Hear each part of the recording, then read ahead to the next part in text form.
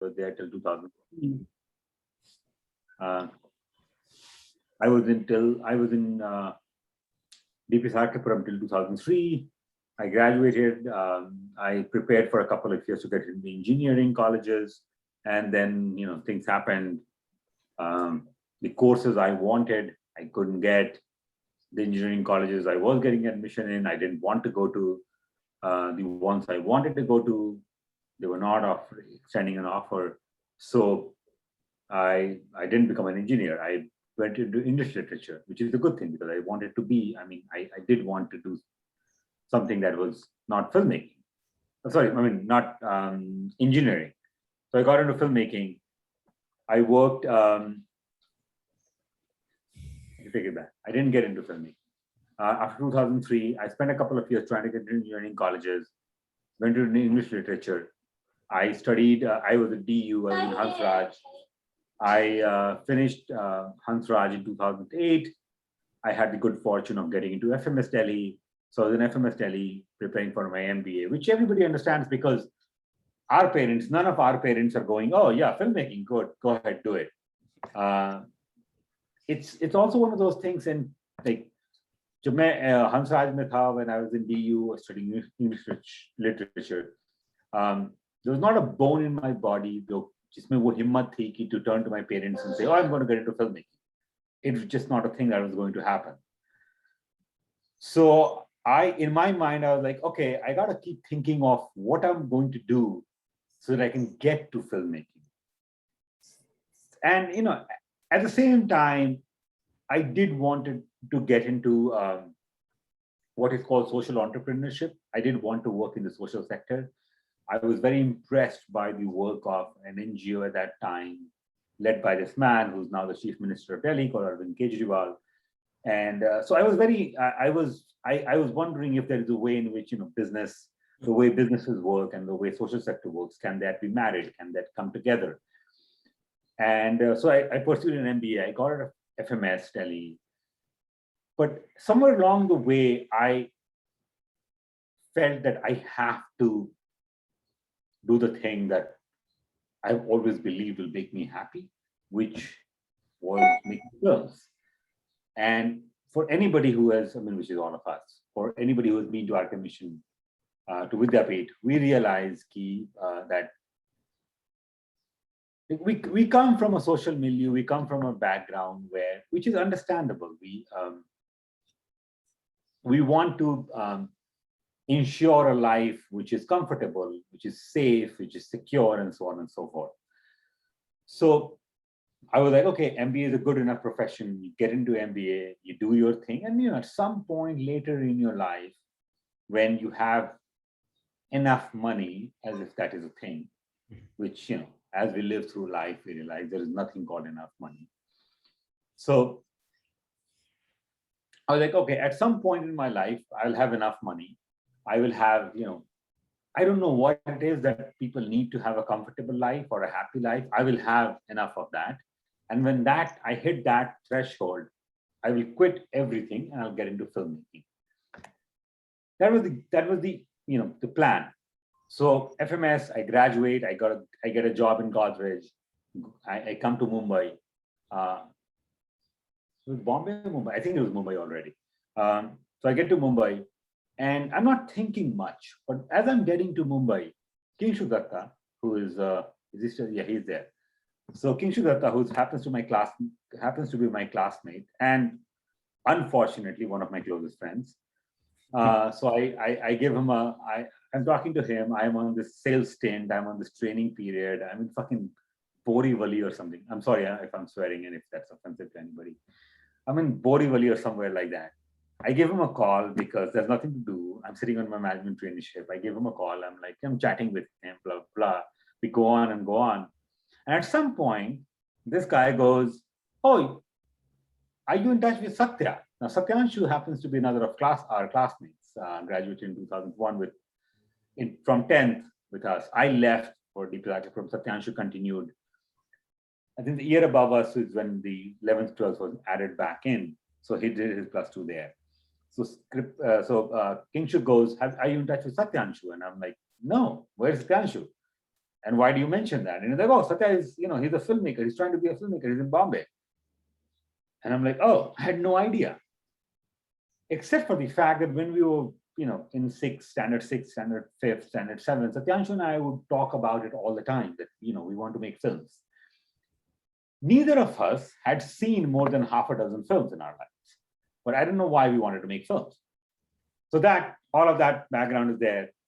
I call up Satyanshu, I talk to him. He tells me, oh, you should come. Because I wrote lyrics I wrote some songs, I wrote some stuff for this filmmaker called Vikramaditya Motwane, who's made this film called Uran. Uran is it played at Cannes Film Festival. We are having a last cast and crew screening. You should come in. So I go to a theater in Mumbai where they're having this screening. And this is the first time I'm meeting Satyanshu after like a gap of like maybe 10 years or something like that.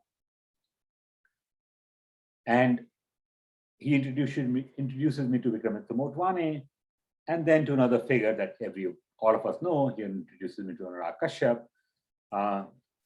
And I'm starstruck on all of that, but I talk to Anurag Kashyap and I tell him, this is what I want to do. At some point I want to make films. I don't know when that point is. And Anurag Kashyap is a busy man, but he turns to me and he says, the only way to swim is to actually swim. Everybody else stands on the side of the swimming pool and says, one day I'll swim. And then he got busy with other things and he left. And I kept thinking about it. I was like, that's actually true. Like, if I want to be a filmmaker, I should be making films. So I went back. I thought about it for a little bit.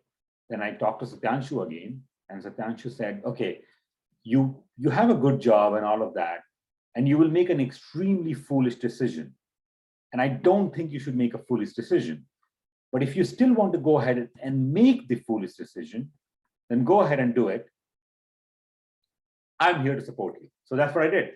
In 2012, December, I quit college. And early 2000s, I said, I'm a filmmaker. Why I mention this long story is because I think anybody who wants to be a filmmaker at some point in their lives have to make the decision that from tomorrow onwards, I'm a filmmaker. Because what happens with filmmaking, especially in cultures like ours, like India, is that it is not something that people do in the normal run of course. And it's understandable. We're a very different kind of society. We're a very different kind of economy. We had suffered British rule for 250 years. We're coming from an economy that is struggling to come in its own. There is a lot of people. There is very few opportunities. There is a lot of struggle. So contrasting it to America or Europe, where there is an economic security, where you can go ahead and just say, oh, I'm going to pursue arts, and barring some skepticism, and unless you come from a working class or a lower middle class background, people are generally encouraging of you trying to do whatever the hell you want to do. It is understandable that people in India would not want you to. Your parents won't want you. My parents won't want me to get into filmmaking because it's a stupid choice. And as much as I want to say it is not a stupid choice, I'm compelled to agree that it is a stupid choice. Most people who get into filmmaking will fail. And I'm not talking when I say that, I'm not saying that from my own whim. I'm saying something that filmmakers like Martin Scorsese have said in the past. Martin Scorsese says that if you can think of a single other thing that you can do except for filmmaking, do that. Because filmmaking is extremely difficult. Any person, and when we say filmmaking, we mean painting, we mean singing, we mean dancing, we mean any art form, especially in an economy in a country like India. It is difficult. It is going to be difficult. So if you can think of any other single thing that you want to do and you can do that. If you find that you're besotted by this disease that will just not let you rest, if nothing that you do is good enough, that you still feel that you're not happy and you have to do something else, and that thing is filmmaking, if that is the case, then yes, get into filmmaking, because the path is extremely difficult. The opportunities are extremely few. but it is an extremely fulfilling profession to be in. Filmmaking has an impact. We know Tom Hanks. Tom Hanks is not an Indian person, but we know him. We know Brad Pitt. We know Angelina Jolie. We know, Julie Garland. We know so many other people. We know them because filmmaking has an impact, because art has an impact. It really affects us very deeply. So if that is the case, then let's get into filmmaking. And if any of you still, at whatever stage in your life are you into filmmaking still, then I would say that now is the time. If you're financially secure, if you're not worried what are you going to eat or where you're going to live, and you're going, oh, should I be a filmmaker? Give it a shot. Make a film. So what I'm going to do today is, outside of this long preamble of why people should or should not get into filmmaking and how I got into it, is that I thought that with my, with my fellow brothers, or you can be an extra artist as Kinshuk wants to be. He does have really Kinshuk has a good, which I think happened with Vidyapit. We all have people who give you terrible advice, and unfortunately, we end up sticking with their advice. I see somebody texting me from an ID called Solutions for Europe. Great to see you. Listen to it. I have no idea who you are because you're called Solutions for Rajeshi. Okay. Yeah, but Kinshuk himself is a good artist. I mean, since he is. I mean, Kinshuk is. That's the thing with Kinshuk. In Kinshuk's defense, in Katie's defense, he was already screwing over his life.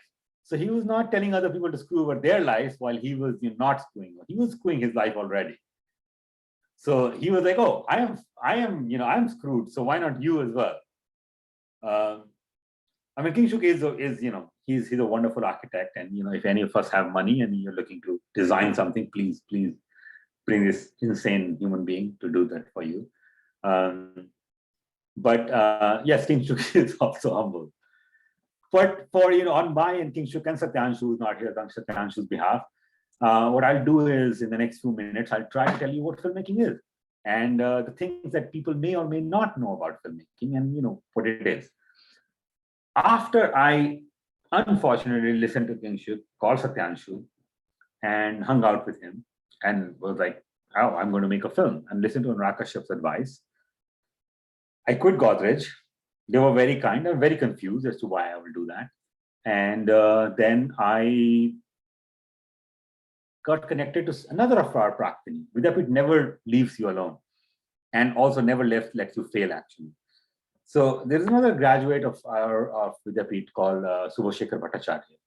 Subhashekhar produced a wonderful film, a national award-winning film called Do Duni Char. So Subhashekhar Da, 91, something like 89, 98, 1991, something like that. I don't know if anybody knows when Subhashekhar Bhattacharya graduated, please tell us. But Subhada graduated somewhere in the late 80s, early 90s. Subhada is in Bombay. Subhada is a wonderful person, obviously, but also a wonderful producer, Do Duni Char, with Rishi Kapoor, Neetu Kapoor, all of that. So I got introduced to Subhada by Satyanshu. Subhada was looking for somebody to write a horror film for him. And I told Subhada, I don't want horror films. I get very scared. I'm not the person that you want to hire. And Subhada was like, no, I still will go with you. So, pretty much within weeks of me quitting Godrej and understanding that, oh, I'm entering the stage of struggle when you won't know what to do, somebody from Vidyapit turned around and said, come write for me. I will pay you a monthly salary. You have 3 months to write the script. And I was like, people keep talking about struggle. What struggle? I quit and I found a job. And I'm like, okay, great. So I wrote a film for him. As I was writing it, I was like, I think I want to train myself. I want to learn things in a formal, structured manner rather than, taking a piece from here, taking a piece from there. So I should probably apply to film school. And, with all my love for FTII, Film Technology Institute in Pune, I was like, I don't want to go to FTII because the school seems to be struggling a lot. And I want to go to American film schools because they seem to be good. So I applied to a bunch of them. I got into UCLA, fortunately, which is where I am right now, Los Angeles. And I came to UCLA in 2013, September. So about 8 years ago. I came to UCLA. UCLA was the most wonderful thing that could have ever happened to me. Outside of, obviously, our commission, whose people just make sure that you don't sink, you always swim. I came to UCLA and I, again, it's a very small school. There are very few people here.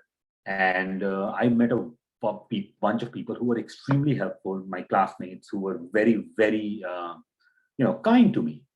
For somebody who's coming from India in his late 20s, I was not at an age where you are in. When you come at 17, 18, or when you're born here, you're at a malleable age. You adjust quickly. When you come at like 27, 28, you don't adjust quickly. It takes you time. And my classmates were very kind. They looked out for me when even I was not looking out for myself. So they did that for me. And, I settled in here. I'm here now. I made some films here. I'm like short films and all of that. And that's the path of my career. In all of this, what I've realized is two things. One, you can only stick with filmmaking if you actually love films. Most people that I've found, which is Los Angeles or Mumbai, it's just true. Most people who get into this industry, they think that it's a bed of roses, that it's going to be an easy path. It's not. The people who genuinely love the craft, who love cinema as an art form, who are passionate about trying to tell a story, trying to tell a point of view. Vinada, I actually know, I don't know if you're Vinada or not, I don't know which year you graduated in, but I do know Wani. I spoke with Wani. Wani and I, so I am... I'm from 76 batch. So then Wani, Vinada, I actually know Wani. Wani and I spoke, we had this was within the pandemic, it was a Zoom meeting. There's a script I'm working on Jagdish Chandra. So on Jagdish Chandra Bose and Vanidan he's in the physics department at UCLA, so he's assisting me. He's helping me with that. Great. Carry on. Yeah. There is also Rajeshi, not Rajeshi, my classmate group, Dashgupta, but there is also Rajeshi Majumdar, who was 97, 98, I think, something like that, graduate, who's also in neuroscience at UCLA. Actually, right before that, I was actually texting with him. We were trying to figure out a way to get lunch. 99 cans, yes. You should do something else with your brain or do something else with your memory than remembering this. So that's the journey of filmmaking, which is, it's going to be difficult, but it is extremely fruitful if you have passion for the craft. If you're getting in because you think you're going to become famous, or it's going to be all of glamour. It's not. It's most of the time, and this I can say now, 8 years later, I can say this with confidence. Most filmmakers spend most of their lives sitting alone, either writing or editing in front of a computer. 99% of filmmaking is becoming comfortable with sitting by yourself. The glamour part of it happens to very few, but even less than that, even to those to whom it happens, it's not a real thing. It passes very quickly. It's marketing. But if you're not dissuaded by that and you still like, oh, you know what, I still want to make films, what I'm going to do is I'm going to introduce you to what happens in filmmaking. When as a filmmaker, I get into filmmaking, when Satyanshu gets into filmmaking, what are we looking at? What are we thinking? When we are writing, what are we doing? Because ultimately, you are going to watch, people who are not making films are going to watch the film.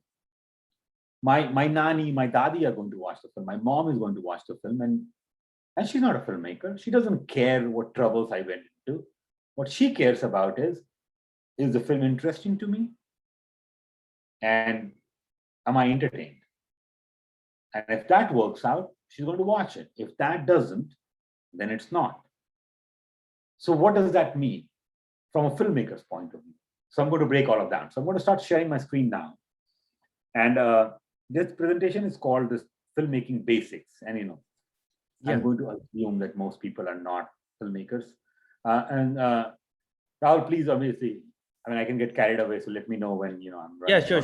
You can share your screen. I mean, we are good. We are good in good time into the session. You can share your screen. Okay. You guys see my screen? Yes. Okay, great. Thank you. Okay, just give me 1 second. Let me actually, if you give me 1 second, I'm going to grab some. As I'm speaking, I'm realizing I should be drinking something. Let me grab water. Please.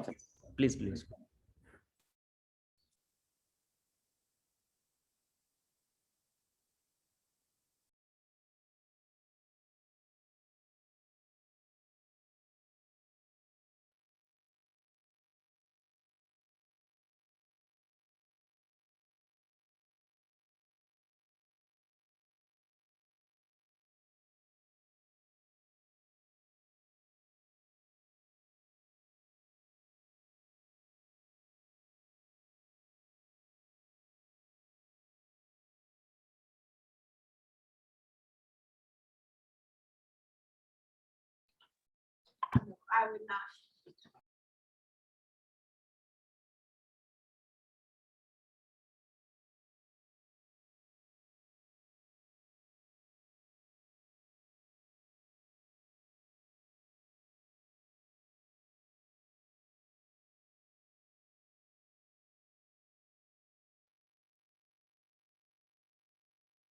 Sorry. So let's start with this. Let me make it actually full screen. And again, I am not aware of everybody's patterns of this, but so I am happy with if anybody has a question or wants to interrupt me, I'm completely fine with that. So one of the first things about filmmaking is actors. When we watch a film, we know actors. When I was a kid, which is true for all of us, when we are kids, we're looking at people who, like, Shah Rukh Khan, Amitabh Bachchan, Tom Hanks, Brad Pitt, Angelina Jolie. You may or may not know who Steven Soderbergh is. And you may or may not know who James Cameron is, but Leonardo DiCaprio, and Titanic, and Kate Winslet. It's because we know actors. And actors are a very special breed. They become extremely famous. And you cannot make a movie without them. So one of the first things about filmmaking that everybody should be aware of is the idea that there are actors. So I'm going to play this clip of a film called Lady Bird. And I mean, fortunately or unfortunately, because I happen to work in LA, my examples are going to be from the industry here. I really sincerely apologize for not being able to include more Bollywood films, but I have a couple of them that I'll play. But let's look at this trailer of Lady Bird. When we're looking at this, I just wanted to see how much we believe that these actors are playing the parts that who they truly are. That's not sort of trouble playing this one. I hate California. I want to go to the East Coast. I want to go where culture is, like How New in the world York, did I raise such a or at least snob? Connecticut or New Hampshire, where writers live in the Get into woods. those schools anyway. Mom, You should just go to City College. With your work ethic, just go to City College and then to jail, and then back to City College, and then maybe you'd learn to pull yourself up and not expect everybody to do everything. Lady Bird, is that your given name? Yeah. Why is it in quotes? I gave it to myself. It's given to me by me. Lady Bird always says that she lives on the wrong side of the tracks, but I always thought that was like a metaphor. But there are actual train tracks.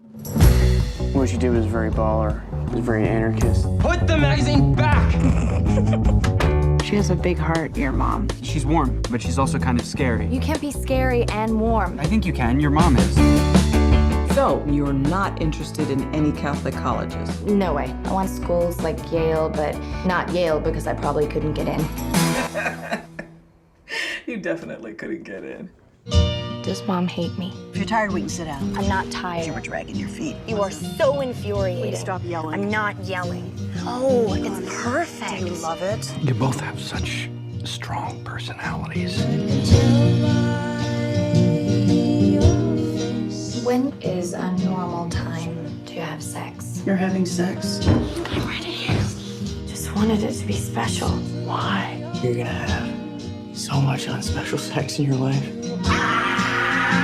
We're afraid that we will never escape our past. Whatever we give you, it's never enough. It's never enough. It is enough. We're afraid of what the future will bring. We're afraid we won't be loved. You can't do anything unless you're the center of attention. We won't be liked. Yeah, well, you know your mom's tits, they're totally fake. She made one bad decision at 19. 2 bad decisions.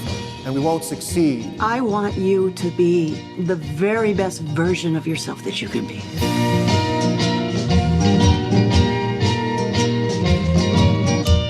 What if this is the best version?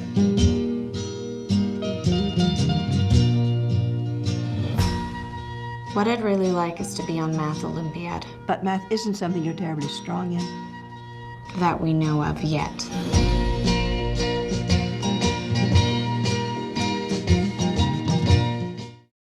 Okay. So when we're watching this clip, like even this trailer, one of the things that happens for all of us is we forget that we're watching actors play characters. We start believing that this is the character. This is who we are watching. So good actors do that. So one of the first things, and probably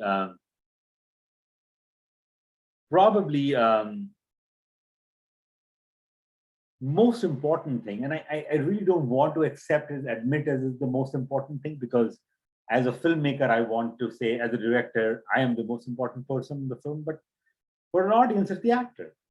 You don't care about Subhash Ghai, you care about Anil Kapoor. You care about Aishwarya Rai. And which is understandable. That's who anybody will care about, because what happens in filmmaking is, what actors do is they're able to portray characters who, who we see in real life, who we are in real life. So when an actor like Aishwarya Rai or Saoirse Ronan here, this person we are seeing on screen, 4 times Oscar nominated, 1 time Oscar winner, something like that. She's like 24 or something. I hate people who really overachieve in their life. I really, really dislike them. No, I don't. I think she's fabulous. But it's one of the things that you realize, that actors, because they're able to portray people like us, we really, really like them. So how do we get actors? How do filmmakers get actors? Well, Danny Boyle, the filmmaker who made Slumdog Millionaire, he writes this. He says, apart from not dying while you're making it, there is nothing more important for the success or failure of a film, except for casting or actors. Casting is the process of getting actors. Audiences go to see actors. And if you cast the wrong ones in the lead, it doesn't really matter. If you have a great script, a great director, people like me, Spanshu, Danny Boyle, trying to be arrogant and name ourselves in the same breath, great locations and so on, because you are screwed. If you don't have good actors, if you have Chandrachud Singh instead of Amitabh Bachchan, you are doomed from the get-go. And that explains why actors make so much money. Audiences go to see actors. I go to see actors. I think of a film because Tom Hanks is in it. I think of a film because Timothée Chalamet is in it. I think of a film because Deepika Padukone is in it. I don't think of the film because somebody called Arkesh Ajay directed the film. I don't even know who Arkesh Ajay is. So actors are the most important part of filmmaking, at least commercially. So Alexander Payne, another very famous filmmaker, says casting is 95% of directing an actor. Basically saying that when we say, oh, I got an actor to get a good performance out of the actor, what they really mean to say is, I casted the right actor. If you've seen Diwar, for example, and Amitabh Bachchan comes on and says, तुम्हारे पास गाड़ी है, बंगला है, etc., etc. मेरे पास माँ है, which is Shashi Kapoor's sign. When you see that exchange happening, you're not thinking somebody wrote it. You're not thinking somebody said, this is where we will put the camera. You're not thinking somebody told Amitabh Bachchan, this is how you go about it. You're thinking, this is real life. Why? Because they have been casted well, because you believe Amitabh Bachchan as the person who's angry. You believe Shashi Kapoor as the diligent, sincere son. So casting is important. You have to cast the person that the audience will believe is the person playing that part. And to play a clip from a film called Streetcar Named Desire with a very famous actor that most of us may know called Marlon Brando.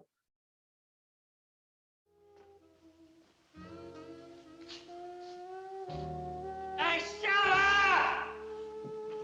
You put that howling down there and go to bed. Joyce, I want my clothes down here. You shut up. You're gonna get the law on Hey, you. Stella! You can't beat on a woman and then call her back because she ain't gonna come. You're gonna have a baby. Listen, I hope Joyce. they haul you in and turn a file on Joyce, you like I they want done the my last clothes time. down here. You stink.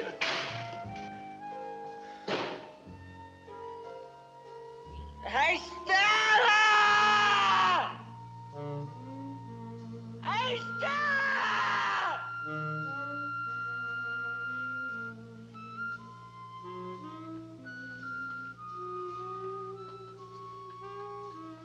I wouldn't mix in this.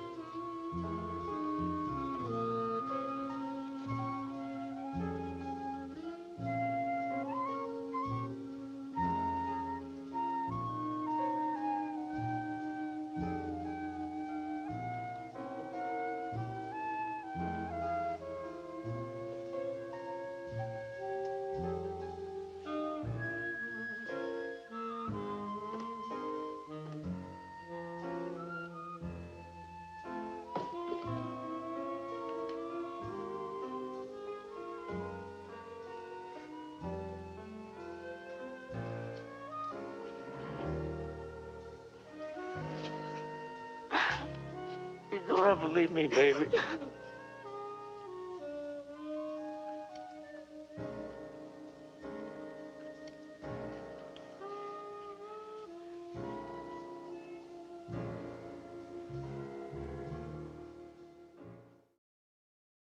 So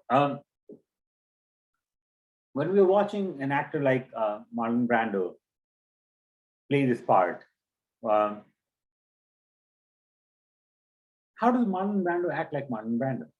How do good actors act well? Why are some people good actors and some people not?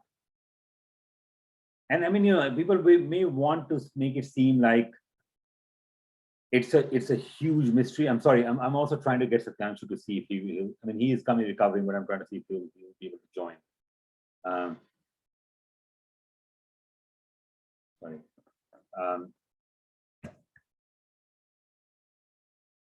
How do you get actors to act like this? Let's watch another clip of a film from Woody Allen called Hannah and Her Sisters. And in this clip, I would want everybody to kind of just observe how people move. They walk around in this space, which is like true. Like if you go to somebody's house party, or if you go just in your own house as well, when you're talking to people, you're moving around, right? You're walking around. In film, how does that happen? Because remember, anything that happens on film has to be recorded on a camera, and a camera can only be in one place at one time. So somebody has to decide, how do people move? But let's watch this and then we'll talk about it.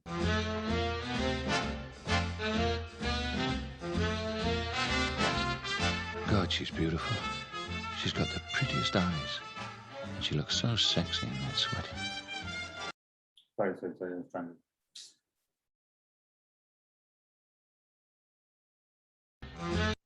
Sexy in that sweater. I just want to be alone with her and hold her and kiss her. tell her how much I love her and take care of her. Stop it, you idiot. She's your wife's sister. I can't help it. I'm consumed by her. It's been months now. I dream about her. I think about her at the office. Oh, Lee, what am I going to do?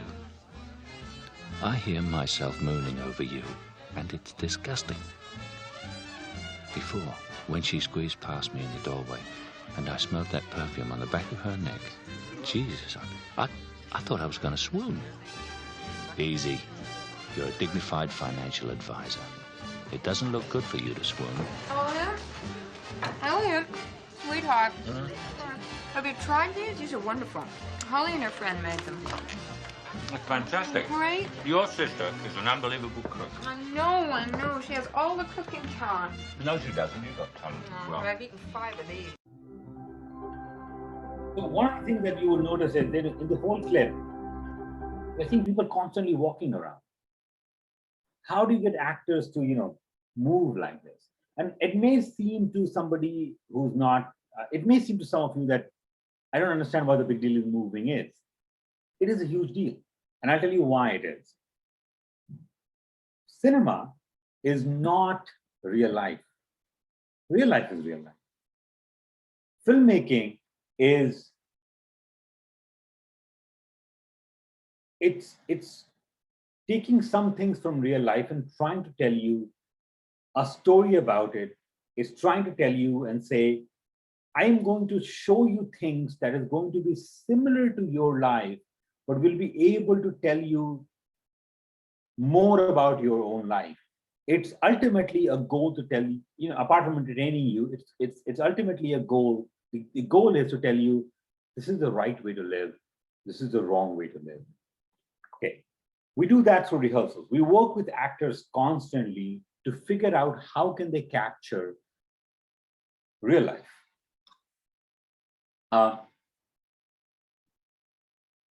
The word rehearsal comes from this German word called die Probe, which is to probe.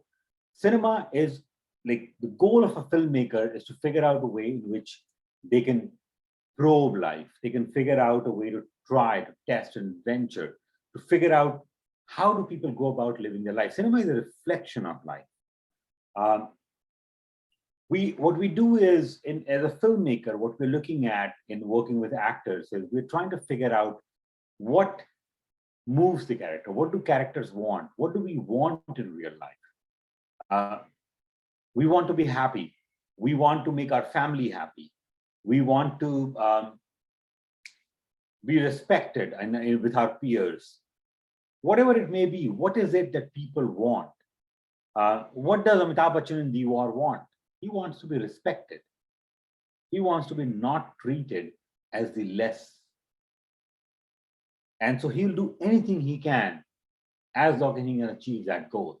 So when you're watching that film, when you're watching an angry young man, what he's trying to do is he's trying to say, this is what upsets me, and I'm going to do everything I can so that that factor can be removed. If you're watching Lagan, what is Amir Khan's character Bhuvan trying to do? Bhuvan is saying, the British rule is unjust. Why are they taxing us? Who the hell are they to tax us? But they are taxing us. And I'm not going to let that go on. I'm going to do something that stops. That is his goal. So everything he's doing, that is the goal he's trying to chase. So as a filmmaker, as a storyteller, forget about that. What we are trying to do is we're trying to find that goal for characters. And then when we are working with actors, we're trying to tell the actors, this is the goal that you're working with. Work with that. We rehearse with the actors. For those of you who may be more professionally bent, the first few things are about for you, which is say, be diligent, be sincere. For everybody else, the last two things, which is to say, when you're working with an actor, what we do as a filmmaker is we tell the actor, this is what the character wants. The character is stressed out and the character is a smoker. So the character starts smoking a cigarette. We don't tell the actor, oh, here's where you pick up a cigarette and start smoking. That is where Amitabh Bachchan's performance becomes real, because Amitabh Bachchan understands that people are motivated by simple things. And if I can capture that as an actor, I will be able to sound real. If I am driven by love, so passionate that I don't understand right from wrong, I become Shah Rukh Khan of Baji. I go, I don't care if this is wrong. I like this person and I'm going to get this person. We understand it's wrong. We understand that it's a little psychopathic. We understand that it's quite toxic, but he doesn't. So as a filmmaker, my goal is to bring what people want and take that and give that to the actor and say, hey, actor, this is what I want you to do. That is what the film director does with an actor. Then, apart from actors on screen, something is recording it, right? There is a camera that is recording all of this. So let's look at a clip about how camera moves. Thank you, sir. All right, see you later. Thanks. What are you doing? You leaving your car? He watches the car for me. It's easier than leaving it out of the garage and waiting. It's a lot quicker that way. You know what I mean? Huh?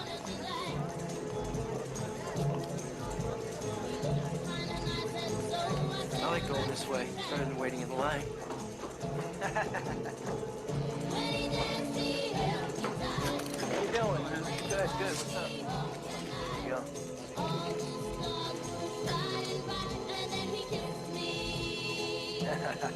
How you doing, Gino? How are you? Good, good. Hey, good. Every time I come here, every time you two, don't you work?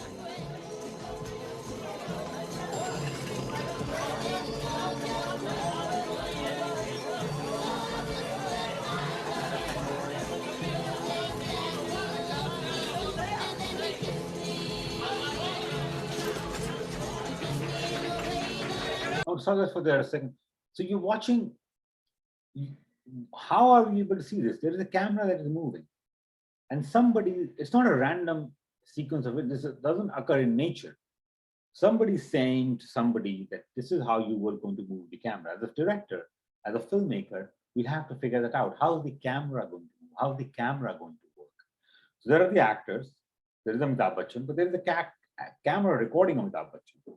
So we look at that.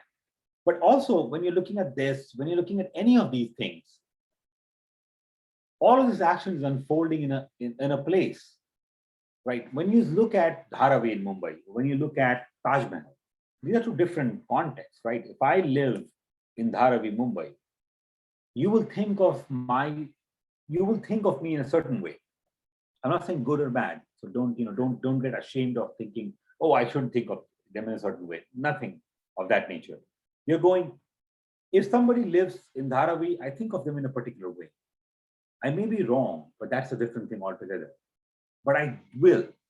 If an action unfolds in Calcutta, my perspective changes, right?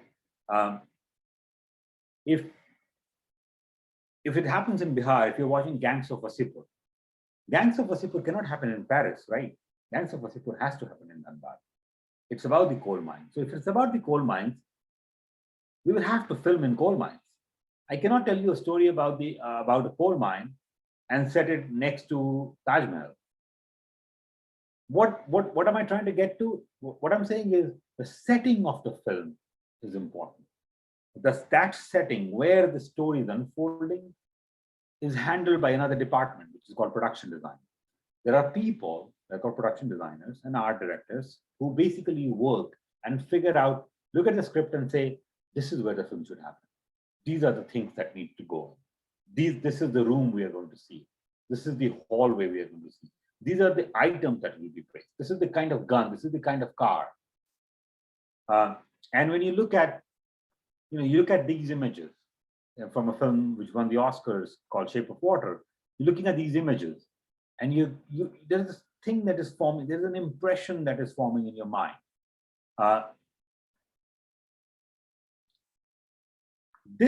Stuff like this is not real. Somebody makes it. In filmmaking, we actually, they are building a bathroom that is going to be filled with water. But they're building it on a stage. It's not a real bathroom. We actually put metal container, and inside the metal container, we are building a bathroom so we can flood it. Why I bring this up? Because filmmaking is all fake. We are looking at things and saying, how can I resemble reality? We're not showing you reality, we're trying to resemble reality. We paint walls to tell you that there is water. That and all of that is handled by a department called production design. Then there's costume design. We see costumes.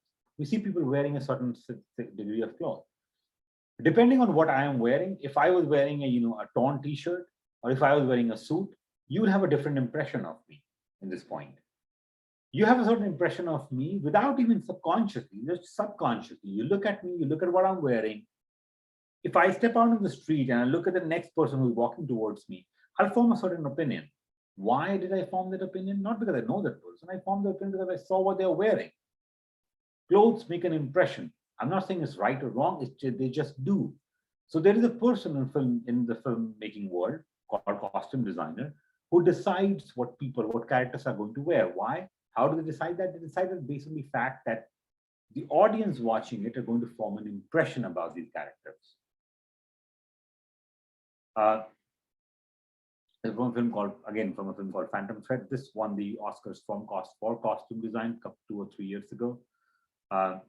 Star Wars. This is an iconic image. We know this, and this is costume design. A costume designer said, "I'm going to design these, soldiers like this." It became an icon. When you're looking at this person, you go, "This is a working class person." Why? Because of the cloth they're wearing. You form an impression about this woman. Why? Because of the cloth that she's wearing. She's wearing a tie. She's wearing a shirt. She's wearing the man's clothes. So you form an impression about characters based on these people are very fashion conscious. They're wearing clothes that are they're calling attention to themselves.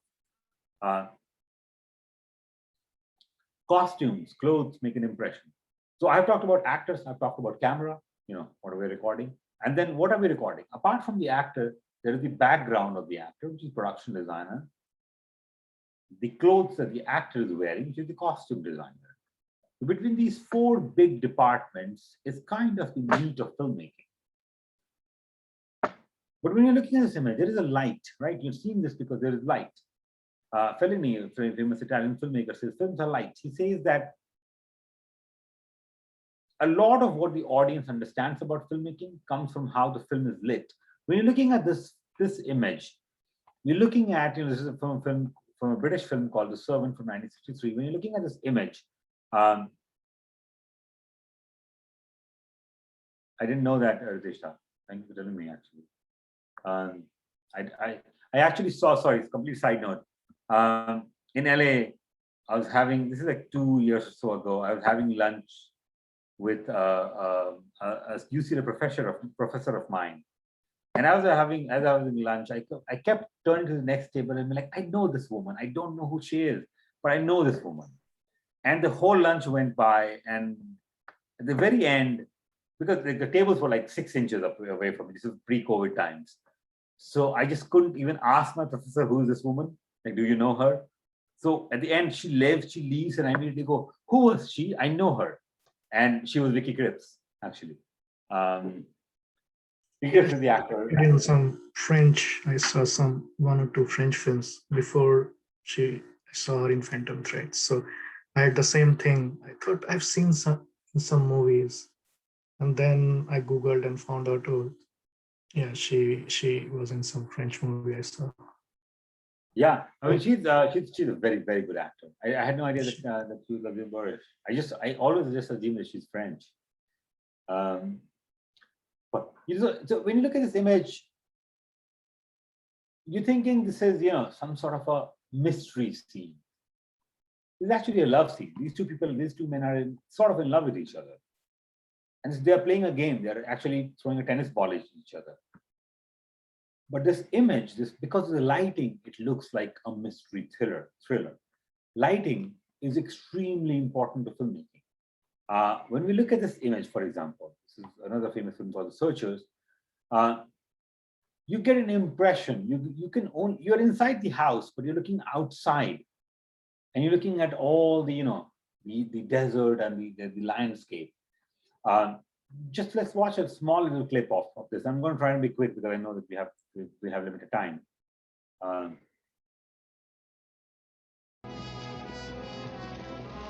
going to come to this point from here. And will search his heart and soul. Go searching way out there. His peace of mind, he knows he'll find. But where, oh Lord, Lord, where?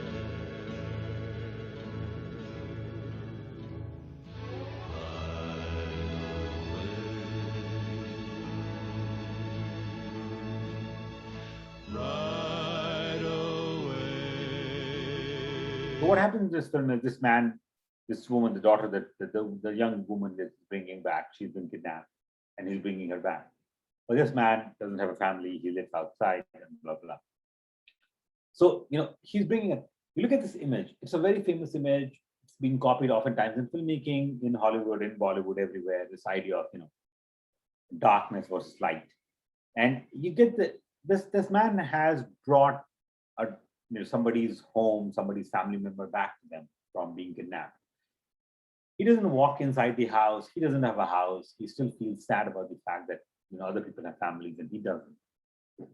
Look at the lighting of this for a second.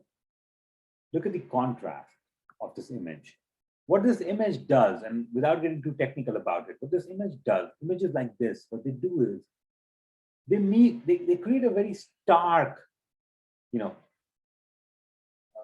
impression. What you're saying, Rahul, is exactly what it is. It's called frame within a frame.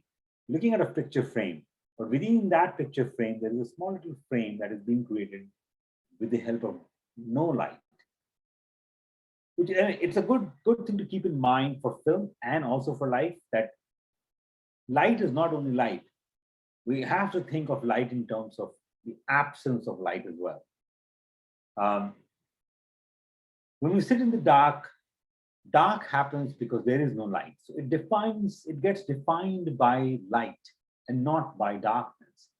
So when we are making films, we are also thinking of how do I create light that makes people go, I wonder what this person is thinking.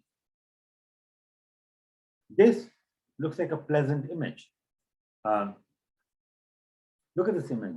You see sun shining on her. It looks like she's happy, it's content. It looks like God's light is shining on her. This may make you feel nervous, or you don't know what is going on. This is happiness.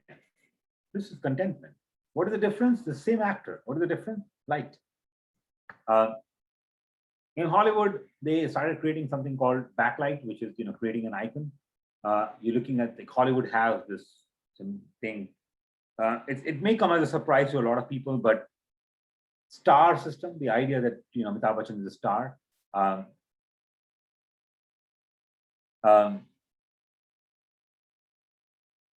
Star system began in Hollywood. It is a creation that happened in the 1930s. 1930s, Hollywood decided we are going to create these characters who are going to become bigger than life because it's good for business. Before that, there were no stars. People went to see films, or films were very rare, theater, because of the writer. Who wrote it was a big deal. Rabindranath Tagore, we know Shakespeare. We don't know who played Othello. We don't know who played the characters in Ghore Baire. We don't care. We don't care about Rabindranath Tagore. But that shifted dramatically now. We care about Amitabh Bachchan. We don't care who made Amitabh Bachchan's film. Half of us don't know who made Devar.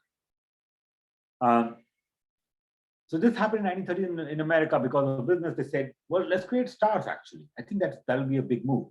So what they do, they started this thing called iconography. We started lighting actors in a way that it looked like they're godly images. They're angelic images. I'm trying to read what she is writing. Yes, you're actually very, very right. I mean, we are creating images in a way that there's a contrast between light and darkness and coming together. It makes us think, which is what film is always called, larger than life. Why is it larger than life? It shouldn't be. It is because it is lit in a way that it seems like the God's light is shining on these people. You look at this like if I was a person in this tunnel and I see these people walking towards me, I'll be scared. Why? Because how they are lit. The shadows are long shadows, the light behind them, I can't see their faces. Godfather, I can't see this man's eyes. We don't know what the Godfather is thinking. This is a film I made about a woman who's kind of losing her mind. And she's sitting in a movie theater. And we wanted to make sure we don't see her eyes, even when we are lighting her in a way. That, what does this image, just impression of why it makes us think something is off, it's devilish. Eyes are the window to the soul. When we see people's eyes, we trust them. When we don't see people's eyes, we don't know if we can trust them. In Godfather, as the film progresses, when I'm really sorry for spoiling for anybody who hasn't seen Godfather, well, he dies at the end. And the film is him realizing that at the end of the day, he may be Godfather or not, at the end of the day, he's a human being. And he's weak. Human beings are weak.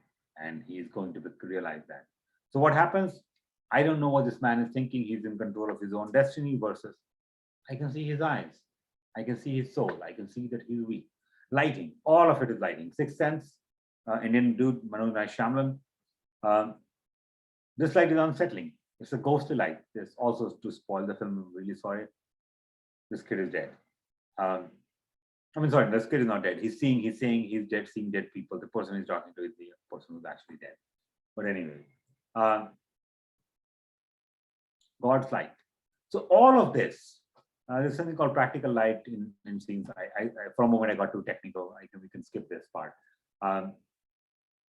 So we are looking at different types of in which way we light films. Star, soft. This is a romantic scene. So we ask as a filmmaker, we ask ourselves a bunch of questions about light.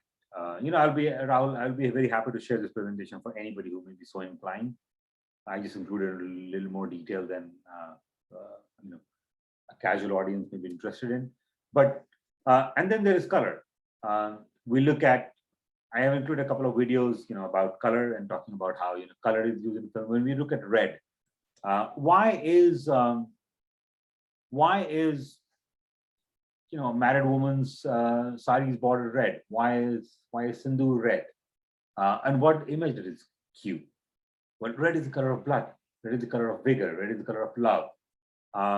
Why is horror dark? Why is it black?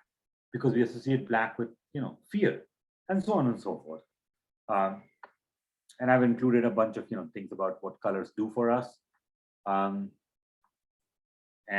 that's it. These are the elements that we look at in film.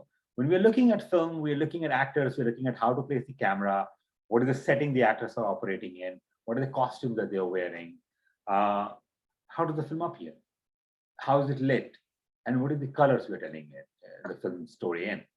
And that, in a nutshell, is what the filmmaker does. That's different observations. Different departments of filmmaking. So that's my presentation. So at this point, if anybody has any questions about any of this or anything else, I'll be happy to answer that. Or Rahul or Deshta, whatever you.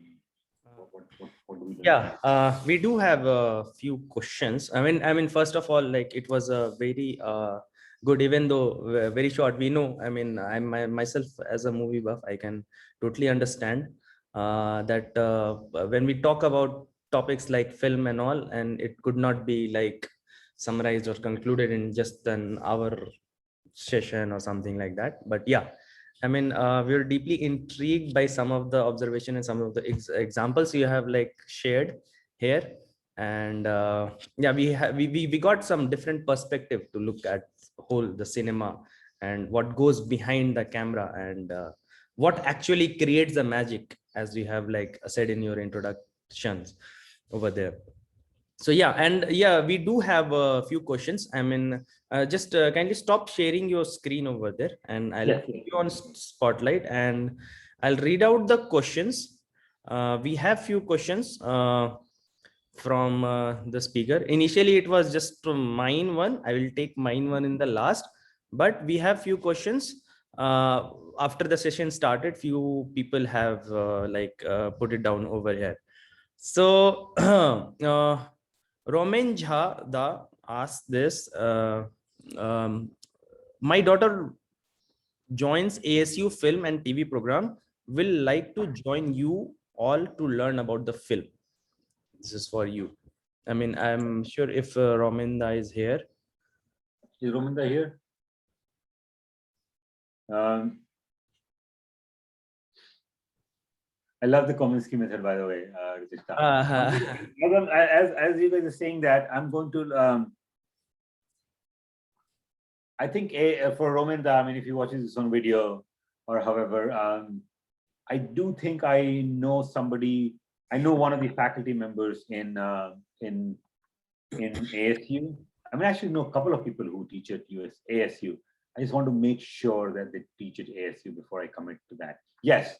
So there's a recent hire at the Sydney Poitier ASU Design and Arts Film School, Reina Higashitani. She's an assistant professor. I actually think I do also know the head of film program at. I have to like check in and confirm.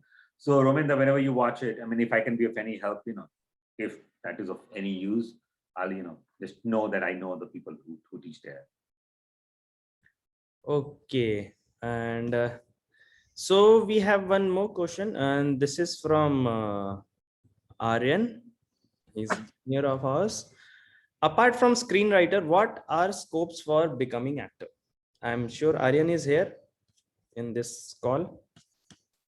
I mean, in this session, I'm sure. Yes, yes.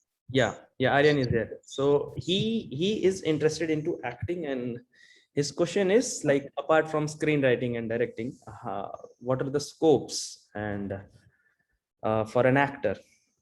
Or maybe he wanted to ask like, how does one become an actor or something? Aryan, you can put it in your words directly if you're here. Yes, Dada. That's how to become an actor, how to influence the audiences, these all things. Okay. What are you doing right now, Aryan? Right now, I am pursuing BTech. BTech. Yes. Yeah. So here's. I'm going to repeat myself from the very beginning of the presentation, and it's going to sound like I'm not a nice person when I say this, but I sincerely mean this. It's all niceness. Is that if you can find in you a way to not be an actor, don't be an actor. But if even after that you find yourself in a position where you're like, I have to be an actor, then the way to be an actor is two things. One, you have to understand there's an actor in you. You have to train that person. And training is really important. I mean, we have all been to Vidyapith. We understand that there is a value in repeating things. The reason why, as much as we hate or love these things, that when we were in Vidyapith, we realized that a lot of discipline that got built into us in that time period holds us very well through our period of life. We are sincere people. Most people who went to RKMV are sincere people. If I meet anybody from RKMV, I trust them right away. Why do I trust them? Because we are all very hardworking people, because we were made to work very hard, which is to say we were made to rehearse to work hard, to take work seriously. And so there is that. And the other thing is bringing yourself in a place where opportunities will come your way. If you want to be an actor and you make sure that you stay in Dhanbad, you're never going to become an actor, because nobody's coming to Dhanbad to look for you. Why I say Dhanbad, I don't know, but nothing against Dhanbad per se. But if you want to be an actor, you train yourself, you become an actor, you do theater. Even if you're in Dhanbad, you do theater there.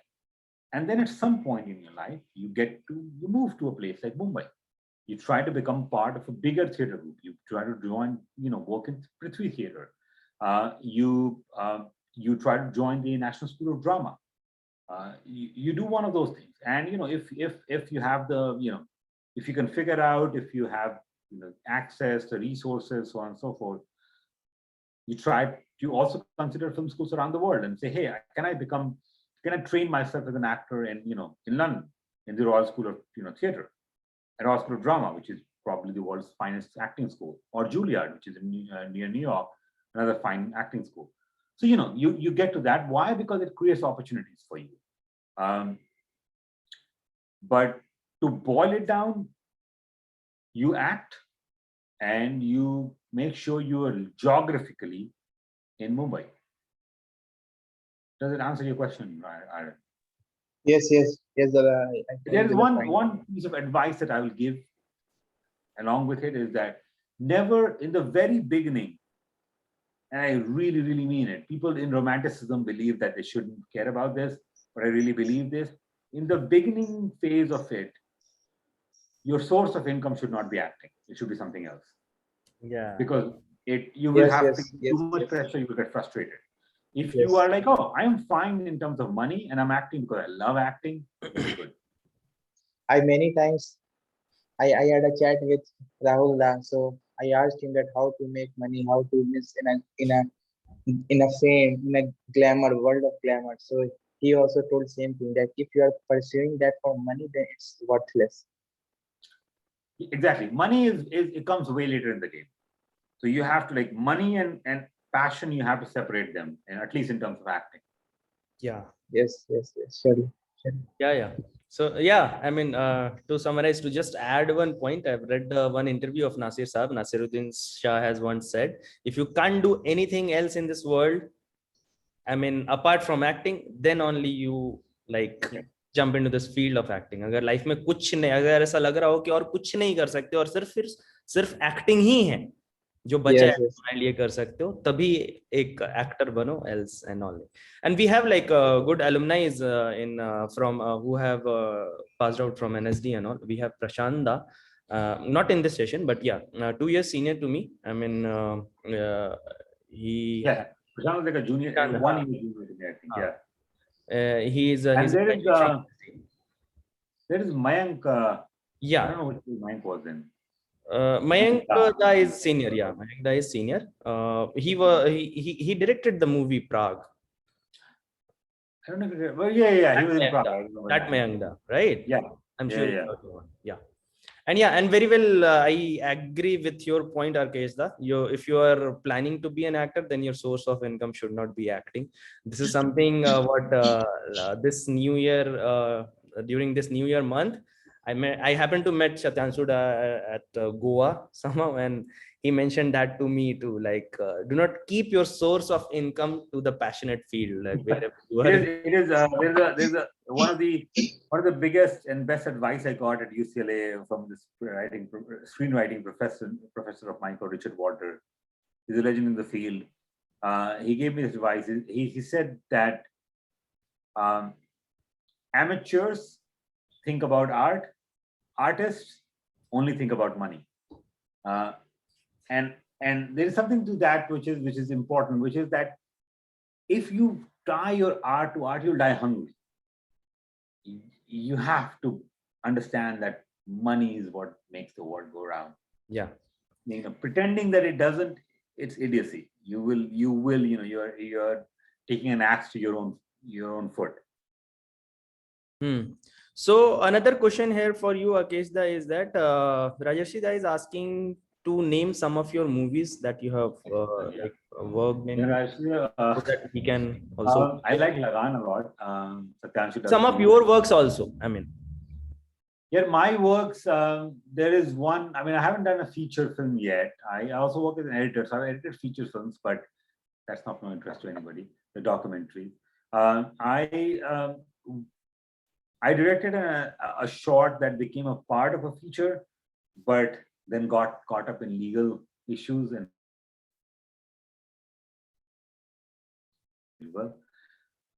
so there is no film of mine that is out there that you can see. But fingers crossed, Satyanshu and I are working on something. So it's a TV show that we hopefully in 2 or 3 years. Yeah, 2 years maybe we should be. That was another question, I mean, asked by Gaurav, whether you and Satyanshu are planning to collaborate in near future. Yeah, Satyanshu and I mean, obviously, I mean, our commission, we cannot escape it. Satyanshu, and because we went to like, we are classmates, we had both 2001 camps. So obviously we're very close. So yeah, we are, I mean, Satyanshu is the lead on it, and I'm the second person on it. We're working on a TV show together that we are writing currently. Great. So, you know, fingers crossed, 2020. Things take so much time. It's 2021, so 2023. Hopefully, it will be out, or something like that. Good. So I guess, I mean, we don't have any more much. I have a question here. Arkesh. Yes.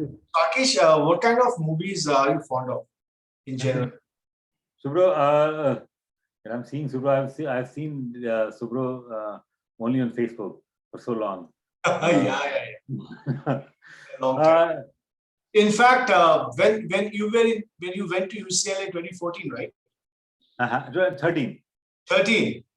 Okay, I was in UCLA for 3 months in the summer. I was in their campus. But I think you weren't there at that point of time. I came in September. Yeah, I was not in summer. I came in September. I was in summer, so between June and August, I was over there in the UCLA. Awesome. I was staying over there around. I came in. Amazing campus you've got.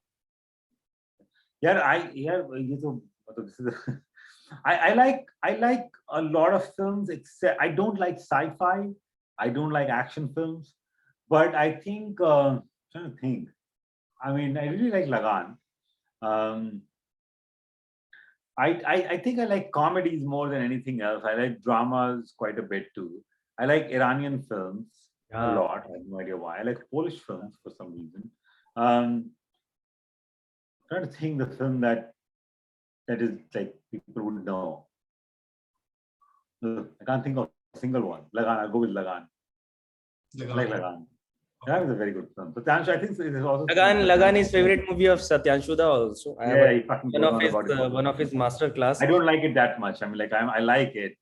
Satyanshu is like fanatic about it. Yes, Satyanshu like can go emotional or make you overwhelming when he's like start speaking about Lagan at like full length. Gets too emotional about it. I mean, it's a film. We get it. But yes. Yeah. So when you are over there, right, you always want to stay connected with what's going on in India in terms of indie movies and all other stuff. Do you find this to be very challenging? Yeah. One of the things I think we are in the middle of it, so बहुत मुश्किल है कहना कि what will happen.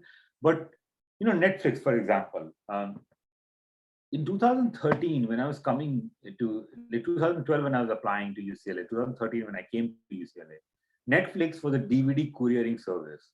You told them I want this DVD, and they will send the DVD to you. You'll get it in 3 days, and 3 or 4 days, and then you'll watch the film and you'll send the DVD back to them. And you got like 4 DVDs in a month, something like that. That was 2013. Now Netflix is the prime place where people watch everything. The ground beneath our feet shifted so quickly, and it's still shifting so quickly that nobody knows what is what. Nobody knows up from down at this point. Why I mention that is because in 2013, I was coming to LA. I was like, oh, I saw Bombay a little bit, and I was like, I think I need to train myself in LA. Need to train myself in Hollywood, and then see if I can, then figure out which industry I want to work in.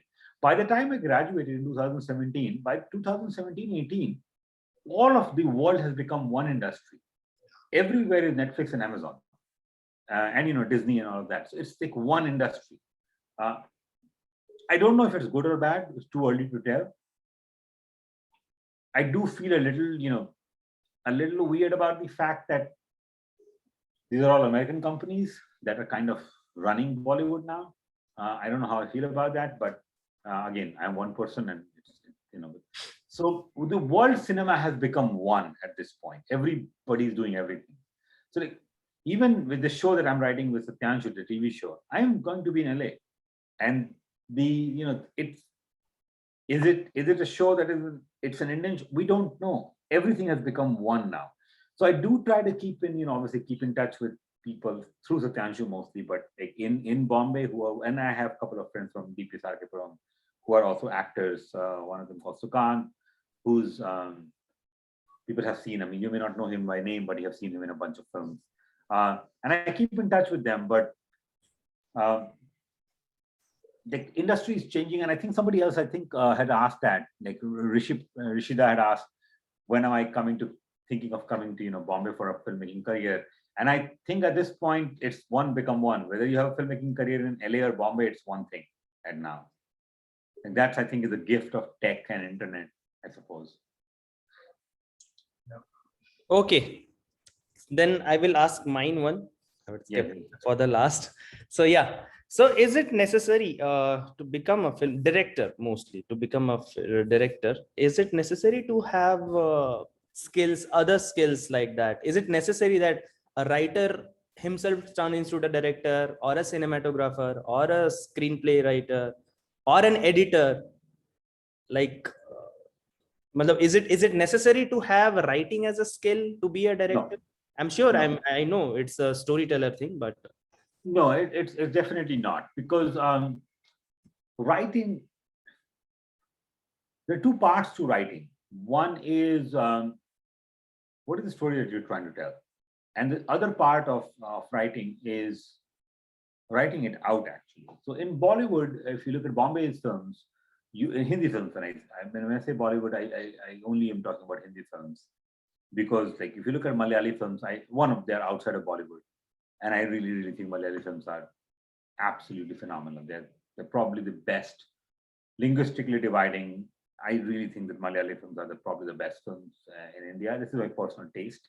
Other people may find, Tollywood. No, I agree. Bengali and Malayalam. I mean, but one of the things that you would notice is that in Bombay's films, there is dialogue writers are separate. Like there is a story, there is a screenplay, there is a dialogue writer. If you look at Los Angeles, if you look at Hollywood's films, there is one writer. There is no three divisions. There is no like multiple people doing this. But the same stuff happens. The same activity goes on. Why I'm bringing that up is because writing is different skills. One is story. I want to tell a story about a woman who's struggling with family and trying to figure out who is she? Is she happy being a housewife, or does she want to break free? That's the story. But the dialogue, the lines that she's saying is a different skill. So there is a technical skill of writing.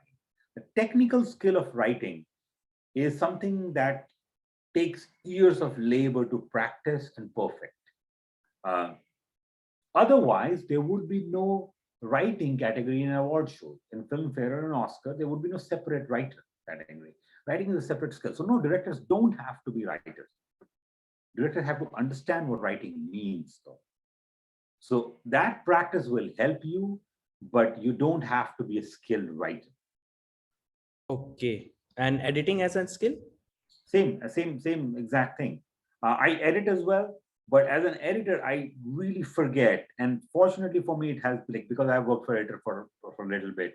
As an editor, I am able to forget that I'm not the director. So I just take my directions from, I take my commands from the director.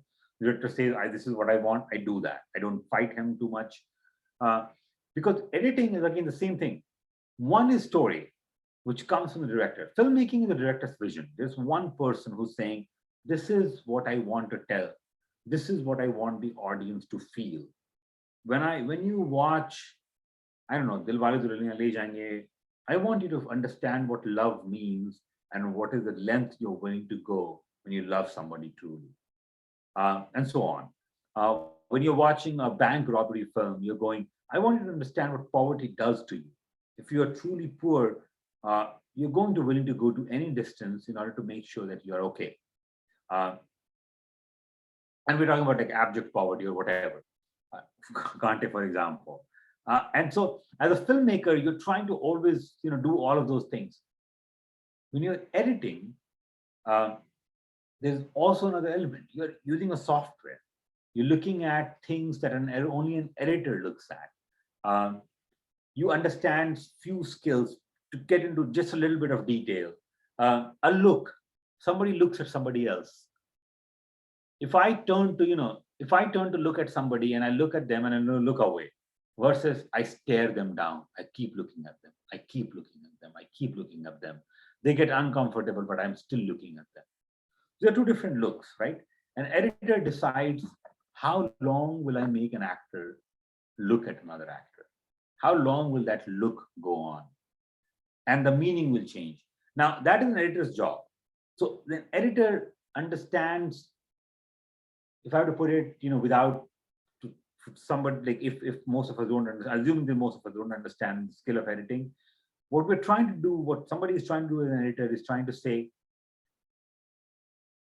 how we process human emotions is a skill. We understand, we observe and say, if I say something and you laugh, that is one thing. If I say something and you don't laugh, that tells me something else. An editor decides the value of reaction. An editor decides the value of a look. An editor decides how quickly things will go. An editor decides how slow things should be.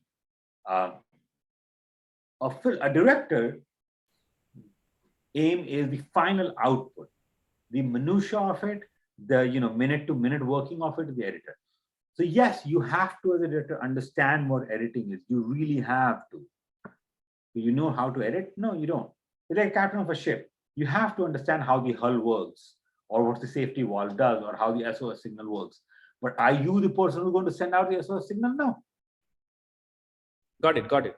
Thanks. I mean, since I'm been living in Pune for like since 3 years for now, and then I've been trying to register for an online course from FTII.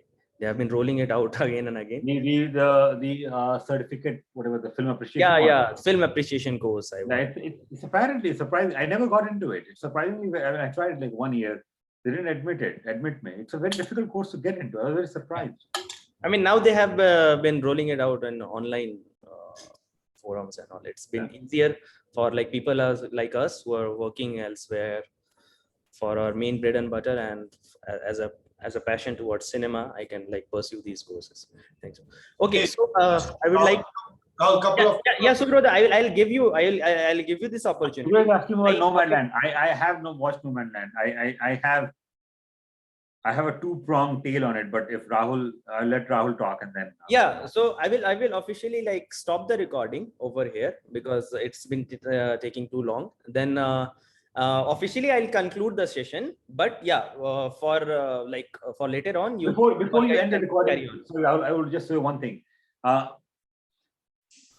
I mean, I am in LA and this is there is a particular thing that I'm doing. But if anybody knows anybody else, anybody in your family who's trying to get into filmmaking, who's lost, who's like, oh, I wish somebody would give me right. Please feel free to think of. Obviously, I mean, I know with a big brother, so please feel free to reach out to me. If even if the question is I don't know what the question is, feel free to reach out to me. I have shared your LinkedIn profile link in the flyers. I mean LinkedIn I share very rarely. I'll send you my email. I mean, that's kind of any official mode of communication. Else, if anyone needs your personal contact number or something, obviously we have the Praktani database and all. We all can reach through that to you. Then yes, thank you Arkesh Da for this, and it was really wonderful session. So I'll officially conclude and stop the recording here. Thank you.